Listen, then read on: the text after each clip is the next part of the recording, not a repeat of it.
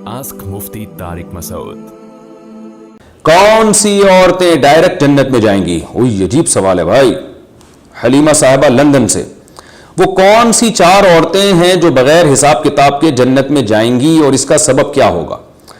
देखें, 4 नहीं, ऐसी बहुत सारी औरतें जन्नत में जाएंगी जो जिनके मियाँ जो है वो उनके जन्नती होने की दुआ करते हैं। ठीक है ना, आजकल बहुत से बेचारे मजलूम मियाँ भी होते हैं, वो नहीं चाहते कि उनकी बीवियाँ उनको जन्नत में दोबारा मिलें।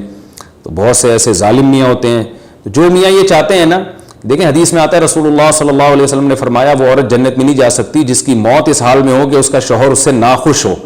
तो इससे पता चलता है कि वो औरत जिसका मियाँ उससे खुश हो वो इंशाअल्लाह अल्लाह से उम्मीद है जन्नत में जाएगी। तो अब डायरेक्ट जन्नत का तो मुझे नहीं पता, लेकिन बहरहाल जो शरीयत ने कुछ अहकाम बयान किए हैं वो पूरे कर लें, एक शौहर को खुश कर लें, 5 टाइम नमाज पढ़ लें और जो है पर्दा कर लें पाबंदी के साथ, गीबत झूठ चुगली से बच जाएं। तो चंद एक अहकाम पे औरत अमल कर लेना तो डायरेक्ट जन्नत में जाएगी। औरत के लिए जन्नत में जाना आसान है, मर्द के लिए मुश्किल है, मर्द पे जिम्मेदारियां ज्यादा हैं।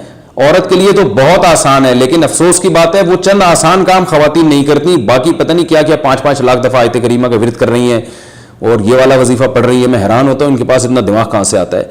तो 4-5 चीजें करने की हैं वो कर लें भाई। पर्दा पाबंदी से करें, बेहयाई को फरोग देने में औरत का बहुत बड़ा किरदार है हमारे मुआशरे में, तो बेहयाई को फरोग ना दें, पर्दा मुकम्मल करें और शौहर की नाशुक्री ना करें, उसके साथ अच्छा सलूक करें। और क्या है, 5 वक्त नमाज पाबंदी से कर लें, अपनी औलाद की अच्छी तरबियत कर लें, जबान को गीबत झूठ और बहतान से बचा लें, इंशाअल्लाह जन्नत में जाएंगी सीधा। वो 4 नहीं है, वो 4 करोड़ भी हो सकती हैं, 4 अरब भी हो सकती हैं, 4 खरब भी हो सकती हैं। बाकी जिन 4 के बारे में आपने रिपोर्ट पेश की है उनका मुझे नहीं पता, ऐसी 4 कोई मेरे इल्म में ऐसी 4 मुतय्यन खवातीन नहीं है। आस्क मुफ्ती तारिक मसूद।